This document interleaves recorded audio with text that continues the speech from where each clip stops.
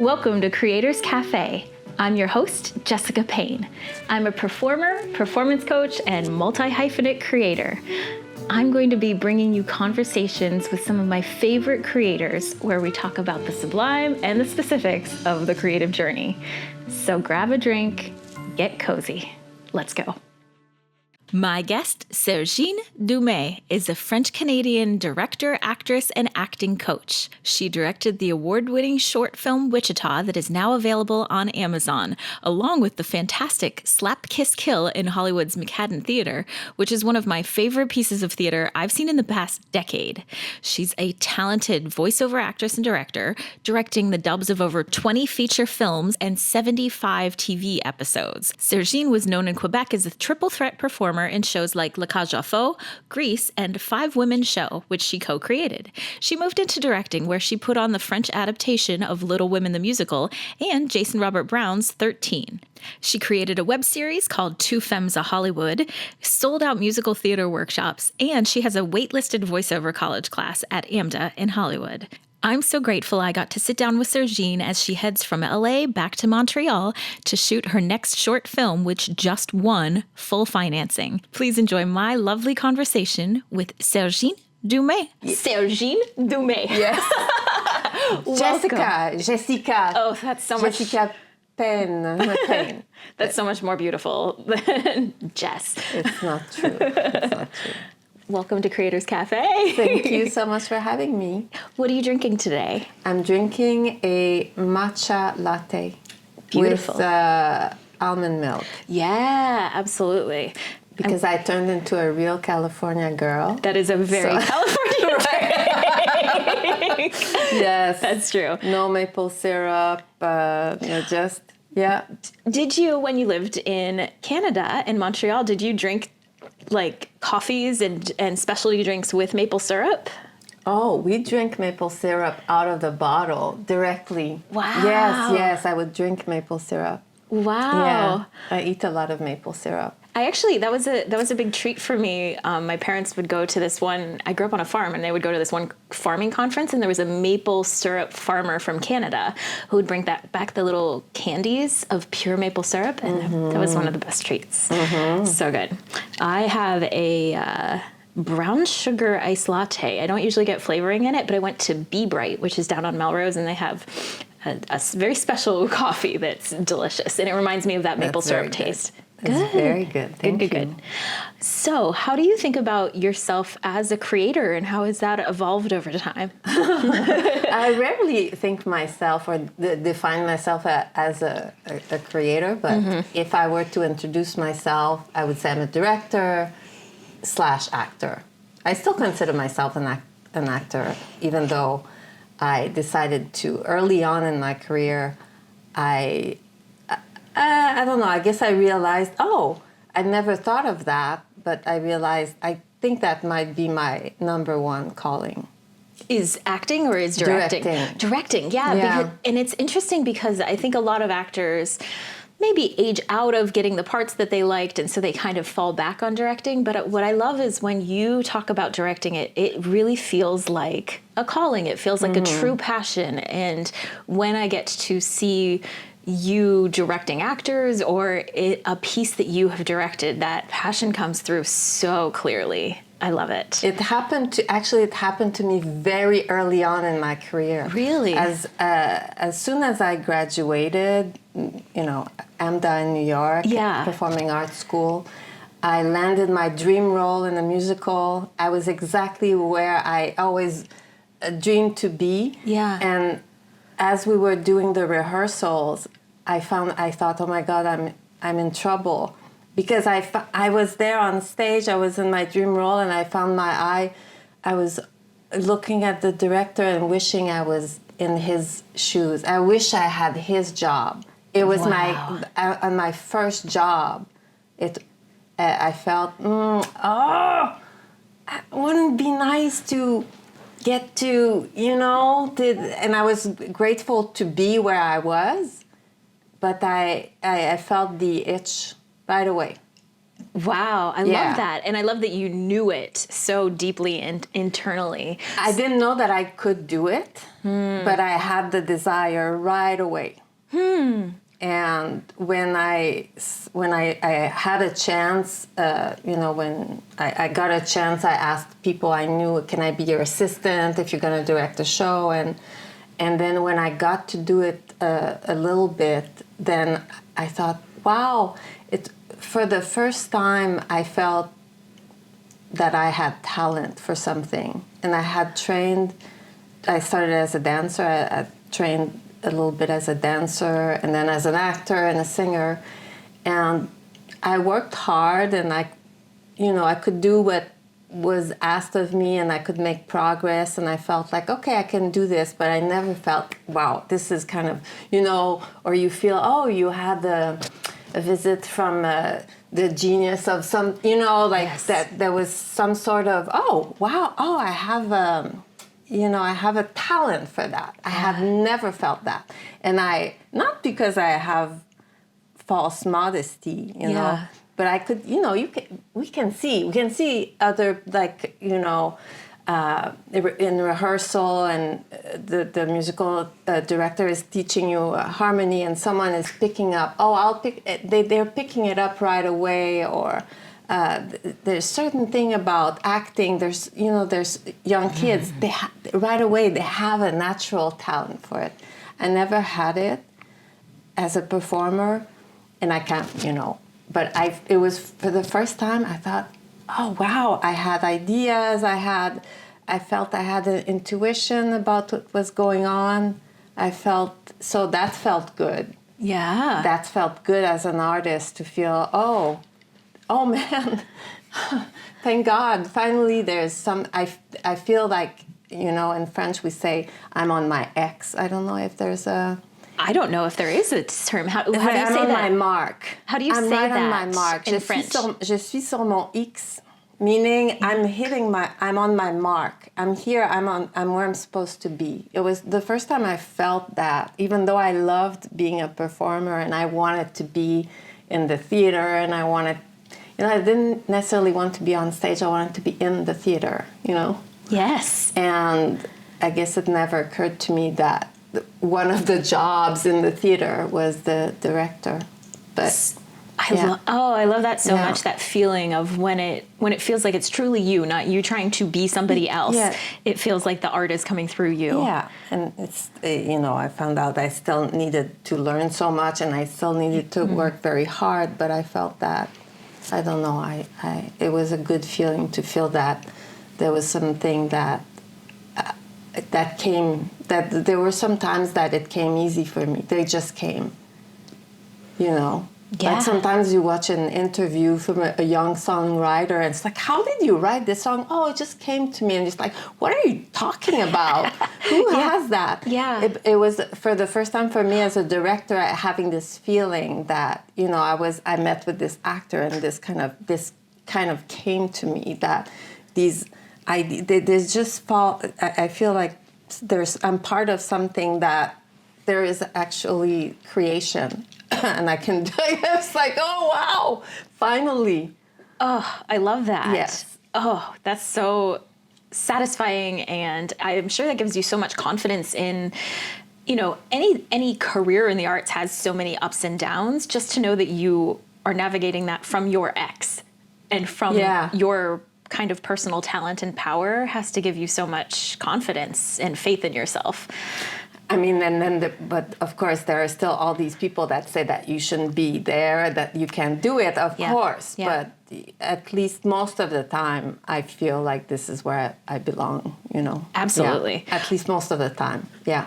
I'm glad you feel that, because I feel that for you. I started off getting to watch you in your element teaching, which we'll talk about later. But because of that, I then started coming to watch your work, and I'm going to call myself out a little bit on this one. I've seen so much theater over the years that now I have hit a point where it's really hard for me to be truly excited about going to see theater, just because I've seen very similar theater. I've seen a predilection for people to kind of pull towards beautiful but very dark and deep and sludgy stories. And when I came to see Slap Kiss Kill, it was the most fun I've had in a theater. Oh, thank you. In years. And I just thought that what you got out of excellent working actors and how fun and how tight and how beautiful and funny and deep and fast it was, it gives me chills. Oh my God, thank you. It kind of reignited my love of what it can be when it works really well. And I just realized that your style and your aesthetic is something that I find missing in a lot of what we see currently. Is that you even said to me, you said, theater's supposed to entertain us. Yeah. And I think a lot of times we forget that it's allowed to be entertaining. Huh. And I think that you are a beautiful entertainer who also finds heart and talent and speed and fun. And so I just think the world of you as a director. Oh my God, thank you so much. That's probably the best compliment I've ever had.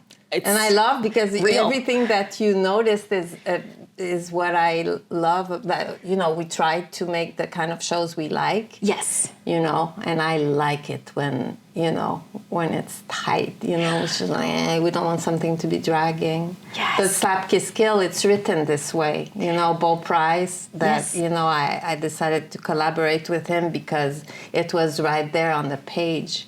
You know, it's...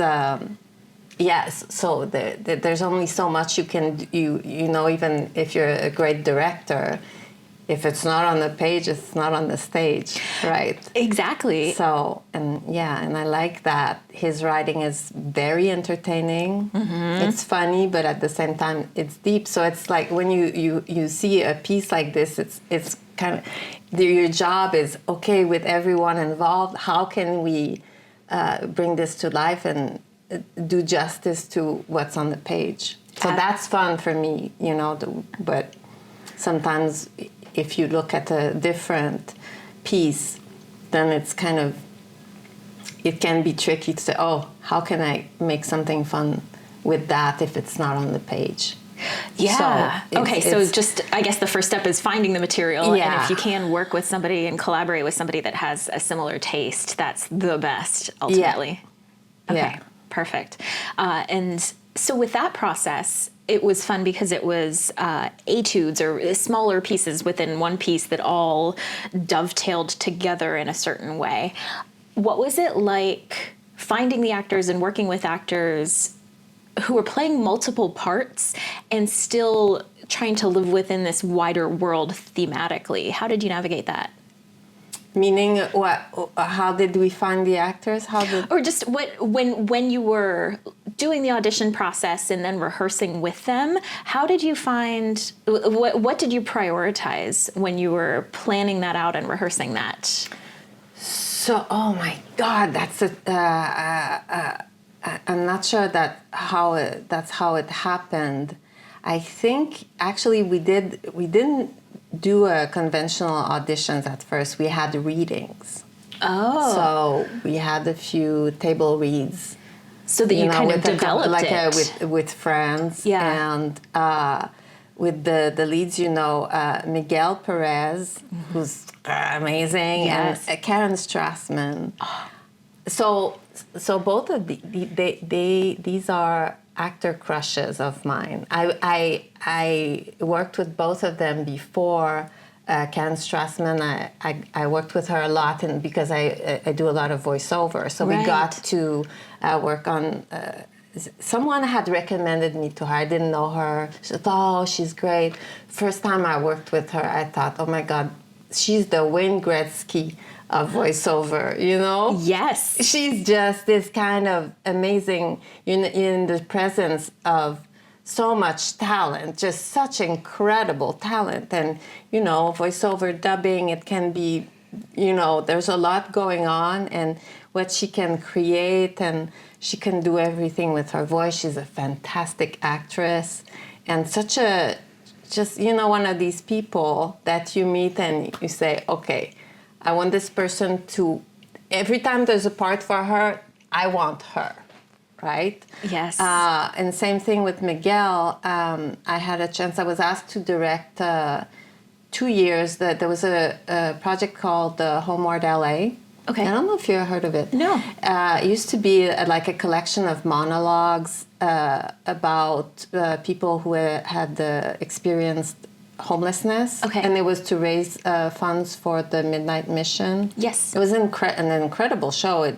They did it for 2 years. I don't know why it didn't come back. Fantastic. Miguel was somehow already cast in the project before I was invited on as a director. Got to work with him on this very complex 10, 12 minutes monologue. He was alone on stage and was doing a very complicated piece. And I thought, wow, one of my favorite actors right away. So, of course, when we thought of doing the reading, the table read for Slapkiss Kill, I brought my favorite actors. And when we sat down, Miguel and Karen next to each other, just for fun. It was this kind of, you feel the chemistry right away. Yes. They just looked at each other, and I was like, oh my God, I had chills. Yes. Something similar happened to me in Wichita with Jeremy Sisto and Maxime Roy, and it's this kind of, you go, oh, okay, I think we have our leading man and our leading lady. It was this kind of, that's how it happened for Slapkiss Kill. And then we kind of went from there. So because one of the characters is Karen when she's younger, then Kristen, who looked just like her, came into play. So that's how we started. And also it's like it's a quirky universe. So to pick up on the excitement of certain actors who get it, I guess, because it's not for everyone. Some people might say, what are they even talking about? Yes. So you have a good match when people respond right away to the material and go, wow, this is crazy. So that's how it came to be. Had you and Beau developed the script prior to the readings, and then it just developed further from that readings and workshopping it? So when we decided to do it, the Wichita was already in the works. Oh, so wow. we were already doing Wichita, and we decided to do plays as well. Okay. And he had only written one. So out of the 4, there was only one. The Dudley one, which is, happened with the Second World War. Yes. I don't want to give it away too much. And it's between 2 male characters. When I met Beau, he had a lot of great script with a lot of male characters. Well, naturally, I mean, he wrote what he knew, right? Absolutely. So I told him, I said, you know what, this is great. I love that, and I love that universe. Yes. And I bet you if there was, a few of these short plays, we could have a show. And I told him, I said, if you write a few with female characters, Yes. then I would love to, to put this, I kind of To put it I up. was You like, pushed come him. on, yes. Yeah. So have one with a couple and one with 2 female characters, and so that's how it developed. Okay. Please write some for women. Thank Yes. you. Yes. Yeah. Because it was so fun because it had the same actors playing different characters across all of the pieces. So we got to see how they interacted with each other and what those dynamics and the chemistry was between them. So, I mean, it was a few years ago and I still remember it very crisply. Oh. So thank you. I'm glad. Thank you so much. And I love that you see yourself as a director and work across film and theater, and you go into both and use your skills in both, because I think some people limit themselves artificially. So what was it that pulled you to create Wichita? which was your award-winning short film. The first time. So when I moved to LA 12 years ago, almost 13 years ago, this is crazy, crazy to me. I had never done film. I had to have I started my career as a performer and then transitioned into directing musical theaters. And I had, some experience. Yeah. I won't say some experience in the directing theater, but I had not done film at all. And then, I don't know if you noticed, but LA is not a theater town. Definitely not. No, there is good theater here, but it does not have. It's hard to make a living. It's there is no living as a theater actor. How could director? Because in Montreal you could, and in New York and places like that. Yes. If you get to a certain point, you can get jobs. And so early on, I realized, okay, I'm gonna have to reinvent myself, and I started transitioning to voiceover, and I had done very little voiceover before I started, and it just kind of, I happened to be at the right place at the right time. There was the fact that I could work in French, which I got in French dubbing. It's a niche market here, and it happened that at a time where there was now demand for English dubbing as well. So this is how I was able to make my way and make a living here. So, but I was not a film director, and I had to, people was like, so you're in LA, do you want to work in film and TV? And I was like, yes, I would love to, but I've never done it. So I decided to go the way I wanted to shadow, and I was very lucky to work as an assistant for Lev Spyro, who you've met. Yes. The amazing TV director. Yes. So I got to be his assistant on 4 episodes of television. Wow.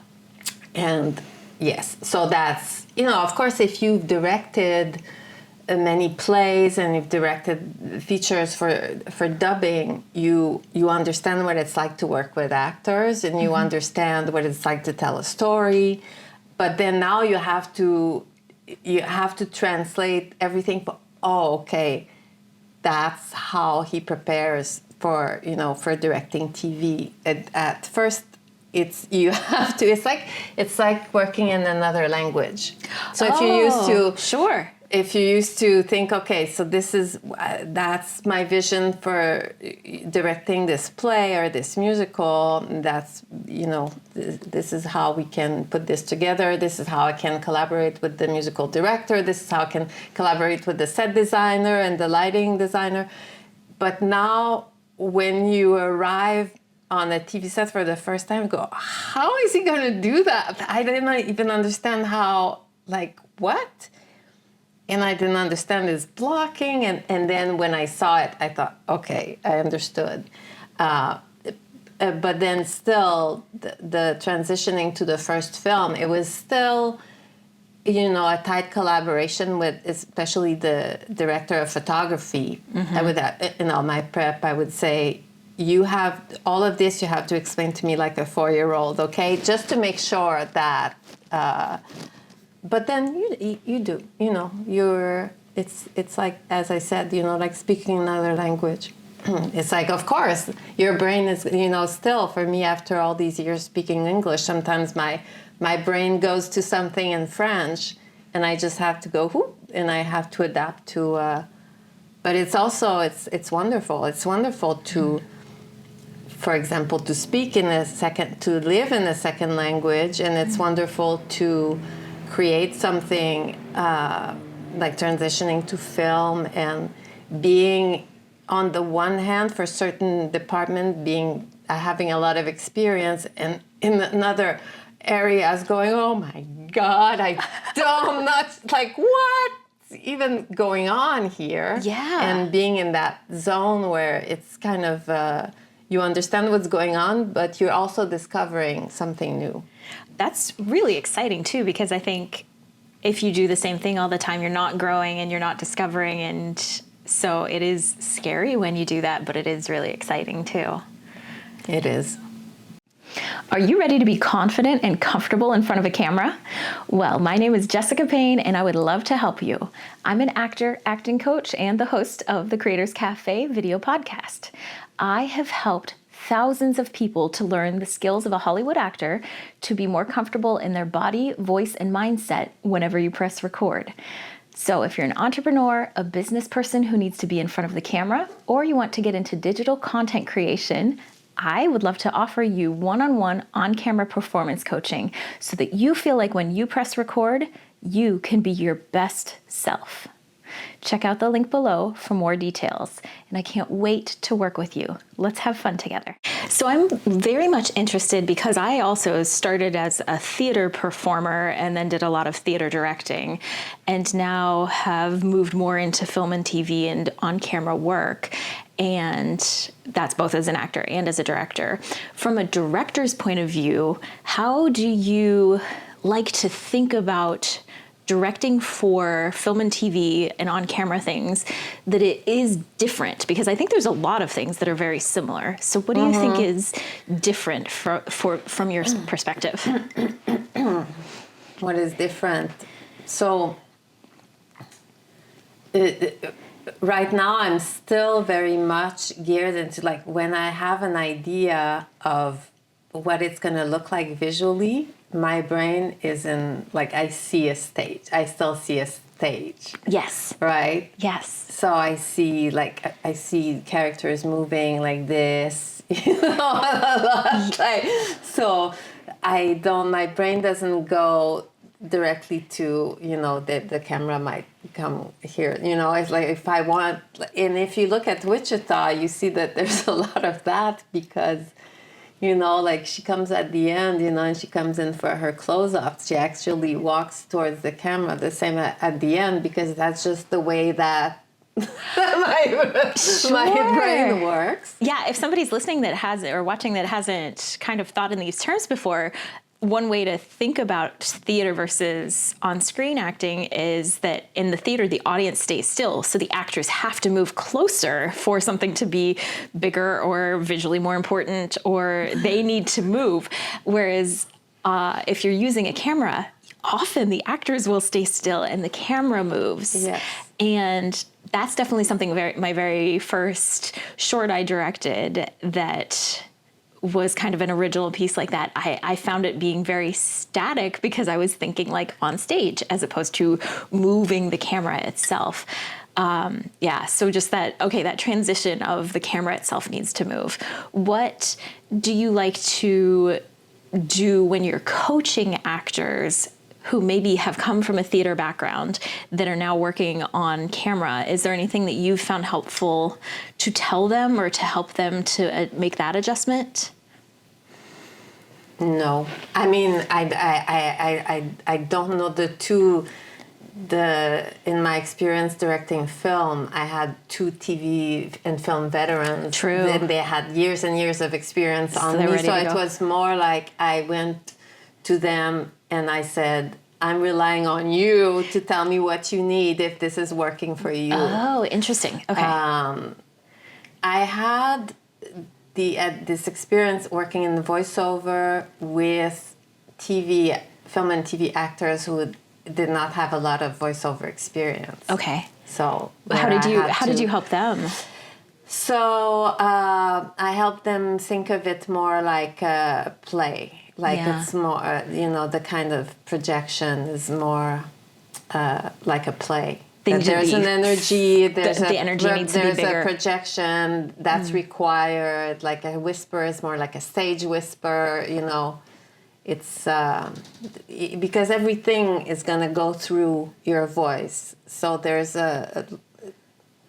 something needs to be adjusted. You can hear it. If you play it back, when you hear dubbing, or if something might have worked for on-camera acting, you can hear there's something missing. I learned so much when I was observing you work with voice actors. I think something you do really well is you make the actors stay on their objective and think about their action verbs and how that they're physically and vocally applying those things. So if someone has a scene that's really high stakes and they're low energy, you will make them run and in front of the microphone in place and bob and weave and think about the noises and the effort and the obstacles that they're going through as they pursue their objective. And the difference that makes in taking a voice from kind of indicating, oh, it's so hard, versus actually the effort of like they're sweating and they're a little out of breath and they're trying to actually do the thing. It's just excellent directing, but to see you do it in action as someone's doing quick turnaround of takes and be able to get those directions in is really masterful directing. Because as directors, I think a lot of times we see all the problems. It's not about seeing the problems. It's about communicating very quickly and efficiently and making it better or as good as it can be quickly, while still preserving that relationship with the actor and making them feel empowered to make those choices. And I think you're fantastic at that.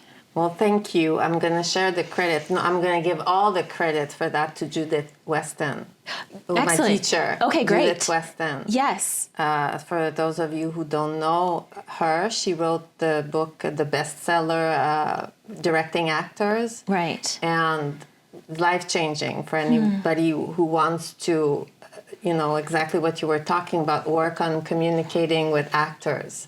Yes. So efficiently. And Judith used to, she doesn't have her studio anymore, but for years she had the studio here in LA. That's how I ended up here. I started studying with her. And she had the actor-directors lab, and she had classes for directors. And really in the book, it's all these tools that, like instead of going for a result direction, what is going to, explaining to directors what's the actor's process. And, of course, we're already actors, but a lot of directors were not actors, and for them to understand, okay, so that's what the actor can do with what you just said. It was a life-changing experience for me to study with her, and I think that it made my life easier. And now I get all sorts of compliments like, "Oh, you're so good with actors." Well, I learned there are ways that you can learn, you can get better at it, and the tools really work. So anyway, it's a book I highly recommend. Perfect. I'll link to it in the show notes too. Excellent. Are there any other resources that you've found helpful that people could check out, like her book, or are there any influences that you really look to? Anybody else that you've looked up to in your career? My teachers. So for directing, definitely Judith Weston. But before that, the people I started, my first teacher her name was Danielle Doris, and in Montreal, she was this kind of, oh my God, there's nobody like her anymore. She was this kind of like vaudeville-esque, like musical performer. And she just like kept going with something that was no longer cool, like when I started in the 80s, and we were kind of the dancers, like she had dancers and kind of cabaret style rockets a little bit. And she was like, you know what, we're just gonna put on a show. And that's how I started my career with this woman who was just like, you do it, and even if it wasn't ready, it was, you go before you feel that you're ready to do it, and you just like, the show must go on, and now the lights is up, and it's like you're gonna fake it until you make it. And we had to do a tap dance. I didn't know how to tap dance, but it was all about my arms and, you know, what I was kind of, you know, so that was the first big influence I had, and that kind of, you know, stayed with me my whole life. This kind of, okay, now there's a show, and the professionalism and the eagerness to, you know, to be there and to entertain, you know, that, and to, you know, to be tight, and we're going to do a show. It's not going to be kind of, it's going to be, you know, it's like, so that was my first big influence. The second biggest influence after that, his name is Robert Marien, and he is just a Broadway legend. He was Jean Valjean in Les Mis. He was the French Jean Valjean, and then he was the Jean Valjean on Broadway for the 10th anniversary of Les Mis, and he played Jean Valjean on the West End, and he was the Phantom of the Opera, and he did all of that. And when I decided I wanted to pursue musical theater at a time where in Montreal, it was not something that was part of our culture. A lot of people didn't understand what it was. And I called him and I asked him to be my coach.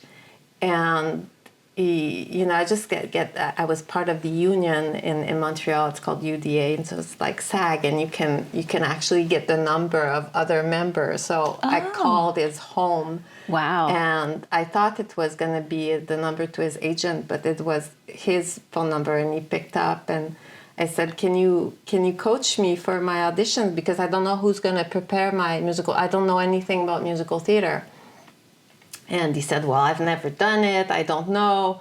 And I started crying, and I said, well, I don't know. No, I asked him, can you recommend someone? And he said, in Montreal, I don't know anyone. So I started crying, and he said, no, it's okay, I'll meet you. And so anyway, cut to today, he coached me, I got in, he was such a big influence. He taught me everything about, it was that I went from kind of understanding being on stage and being a performer to now you're going to be an actor. Now you're going to be telling a story. So that was the next thing. And then I learned so much. He's a great performer, but also a great director. I got to be his assistant later on. So completely influenced, you know, my career. You know, you need these mentors, these people. And then he opened doors for me, and it was like, you know, amazing. And so, yeah, so it's like, and then Elaine Petrikov in New York taught me, you know, everything that I teach today, I would say is very influenced by her, like understanding, okay, each moment you're working towards an objective, and you're going to be using a different strategy. There's going to be a structure, and then sometimes you win, sometimes you don't. And understanding that it's like very much like a hockey game for me, because I'm Canadian. Sure. Understanding that there's a conflict. There's team wants this, you want that. How do you go around the obstacle? If you don't understand that, your performance is going to be boring. Yes. Or it's going to be very confusing. Yes. It would be like me when I watch football, and I don't know the rules. I don't know what they're doing. I don't know why the ball is over there. You don't know why you care. Yeah. I don't know. And because I understand hockey, I understand what they're trying to do, and I go, because they're getting close. I go, oh, no, because, you know. Yeah. So that Elaine Petrikov was, once I understood that, and once it left can I act? I don't know. How am I supposed to feel? Oh, here I'm supposed to be. No. That's not even about how you're supposed to feel. That's once I understood what my job was, you know, to pursue an objective and try different tactics and see if it works or not. Yes. To play that game. Yes. And listen and see how I'm doing in the moment. That kind of, and you know, you meet the person that explains it to you in a way where you go, oh my God, I wish other people had explained it to me this way before. So that influenced it still influences me when I teach or when I work with actors. Yes. Kind of getting to say, what would Elaine do? How would she do it? Yes. And then after that, of course, Judith Weston. And I also had an amazing acting teacher. His name is Warren Robertson. And an American guy who had worked for many years with Lee Strasberg, and he would come to Montreal, and we got to work with such an amazing mentor. So it's not so much. Yes, there are other artists. I appreciate their work, but I'm constantly inspired, and I feel supported from the gifts I received from my mentors, who actually, helped me. Here's a way. Have you tried it this way? Mm-hmm. Have you? And then you go, oh yes, thank you so much. Which is why that's my drive for being a teacher, because trying to pass on the gifts that they gave me. And you're an incredible teacher. I've definitely witnessed it. And I've seen it within the college setting. And then in Montreal, you are famous for your musical theater workshops. Between teaching college acting and voiceover work and those musical theater workshops, in addition to kind of passing on the wisdom that your mentors gave you, how do you like to think about bringing students who are enthusiastic but don't really have that experience? What are some of the things that you really focus on for them? What? Okay. When you're... Say that in French. I was just going to say, that was a pretty big question. So when you're teaching, yes, what do you focus on for the students? Yes, okay. Because you did say something about, from college students, and so that those are two separate things. And it's something that I so when I started teaching, it was for a college. I did that for 2 years. And then the college at the time in Montreal did not survive. It was like a private college. It was, they didn't receive the funding necessary, so it didn't go on. But then people asked me to do my workshops for professionals, like independently. So, and I did that for 15, 17 years before I returned in a college setting. Mm-hmm. So when I returned in a college setting 4.5 years ago, I had to readjust to that. Mm-hmm. I had to readjust to, now I have to grade. Like, what do I even have to grade? Oh, right. Because professionals are there for instant results, not the college process. Results are a process, but they're here to get to work with some tools. Yes. So I focus on what we had talked about earlier about, there's this structure. So if I look at your song, and so music, whether I teach musical theater or voice acting, what I'm good at, I teach scene study. Mm-hmm. I teach script analysis. I teach how do you use the tools of script analysis and scene study in order to create something so personal to you, so specific and personal to you, that now your rendition of it is going to be unique. Yes. Because it's going to be so personal to you. Great. So that's the same techniques that most people are doing for, like any play or mm-hmm. any movie script. Mm-hmm. That this is how I'm going to approach this monologue or this scene. This is how this is what my character wants. They're super objective throughout the story. They're objective in the scene. That's what's at stake for them, all of that. It's always the actor's job to do that. In musical theater, there's an extra pitfall that we want to sing the song. We want to hit that note. Yeah. Oh, what am I doing here? Well, I better hit that note. So we have this, our brain is going to want to go and focus on something other than pursuing the objective. And so we have to be even more vigilant. Mm-hmm. We have to be even stronger in our position.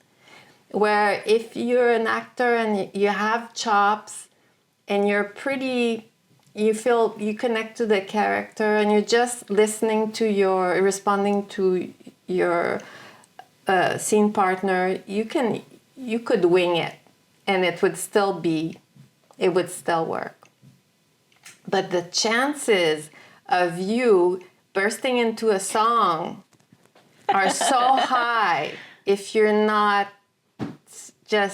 didn't even solidify your choices. Mm-hmm. It's going to be very hard for you to stay just connected to the moment and not go, we've all seen these performances where the scene is great and it's connected, and now the singer is like, they're now producing a sound as opposed to I continue to, now here what am I doing here? I'm begging. Mm-hmm. That's all I'm doing. Mm-hmm. So I can learn the melody. I understand that's what's going to, I don't know, I have to give myself permission for the voice to do whatever it wants. It's this kind of thing too.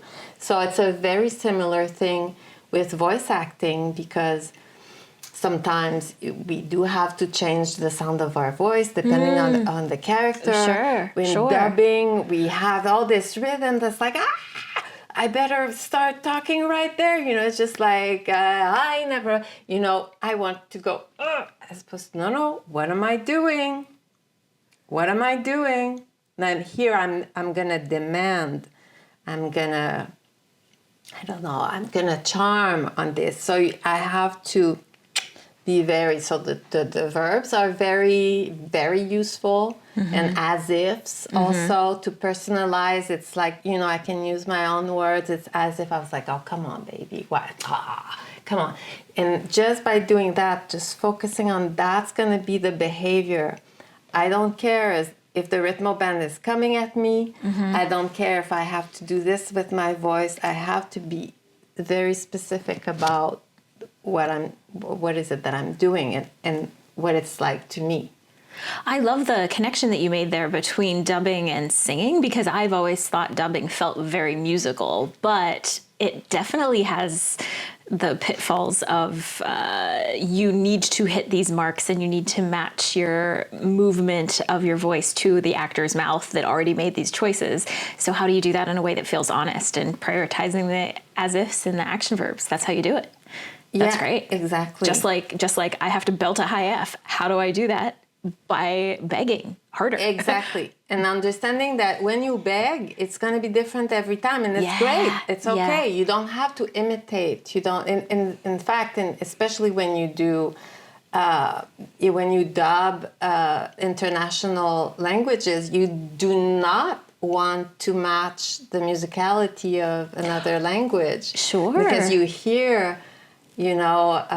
sometimes, let's say we dub something from French to English. You hear the original, and French is very flat. Mais qu'est-ce que tu fais? And English is, what are you doing? It's a bad, and you just heard, and you want to go, what are you doing? That doesn't work. It doesn't work. It doesn't communicate the same thing that it would communicate in French. So if you're kind of shaming the person or you want to kind of tease them, then it'll be different every time. But it's probably not going to be as flat for an American then. And you have to remember that you're the original American cast. Yes. For that, so you are creating the role for the first time in that language. I love how you talked about you grew up watching American movies with French actors dubbing it, and so you have a real, true connection and passion to that, and I love seeing that when you talk about it. Of course, yeah. So I always ask my guests for a creator's challenge. What would you have my guests do? I play with action verbs. Great. So you take index cards and you write, let's say, 10, 12 different action verbs. So you can look them up online. Could be to confront someone, to beg, to charm. And then you take a script any script that you want to play with. And then for each line, you pick at random, you pick a verb, and that's what that's the choices that you're gonna make for today. Or if there's a monologue or a scene that you're already working on it, you have already made choices for, it's helpful to be open to look at opposites. So it's like, I'm not even like, how am I supposed to do that? I'm just gonna let the cards tell me how to play with the text today. That's brilliant. And I think that helps for acting, but also if someone's a singer and they take out those action verbs, and what if this is to confront or challenge as opposed to charm or seduce, how different of a take you can find in that. It's really surprising and can give you new levels. I'm a big fan of action verbs. That's great. Yeah, and when you start working with that, you start noticing that our favorite actors, they often use opposites. You go, oh my God, that's what they did. And it's so surprising. To go like, why is this, like Jeremy Sisto, one of my favorite actors who was in Wichita. Yeah. The first time I worked with him, I was like, what is he even doing? He's so interesting. It's so exciting. I never know what he's going to do next. And then I went, I see what he's doing. Like using like opposites. Yes. Like if you see a line, you said, I'm going to kill you. Like most people would say, oh, he's threatening, And what if you charm on that line? Yes. What is it going to do? I love it. Well, you are heading back to Montreal. You're directing a short film. Where can people follow you and your journey with all of that? Where's the best place to find you online? I'm on Instagram, Sergine Dumais, Sergine Dumais. Perfect. My film Wichita is on Amazon. If you want to check it out. Congratulations. It's so good. It's so good. Congratulations on getting it on Amazon as well. Because they really don't put a lot of shorts up there, and you won a lot of awards, and they are well deserved, and finally got it up. So, Thank you. And also with my project, there's a Instagram page called Slap Kiss Film. Excellent. Yes. All right, I'll link all of that in the show notes too. Well, Sergine. Yes. Thank you so much. Oh, thank you. Thank you for having me. Yay. Join the community and share your creative challenges on Instagram and Facebook at Creators Cafe by Kika Labs. And also check out my website, kikalabs.com, KIKALABS.com, to sign up for the mailing list so you always know when a new podcast is released, and to check out my coaching and digital courses to help you be a more confident and joyful creator.